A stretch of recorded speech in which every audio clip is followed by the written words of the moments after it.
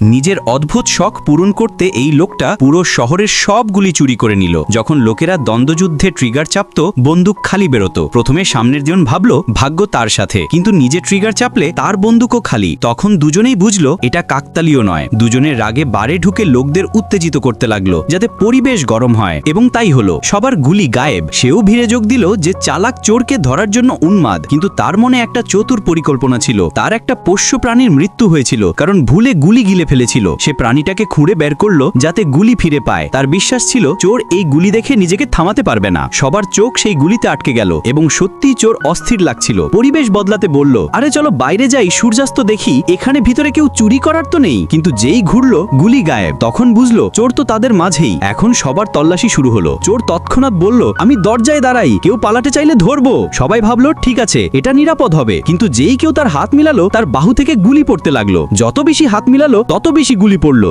এত যে এখন লুকানোর জায়গা নেই এবং সে রঙে হাতে ধরা পড়লো।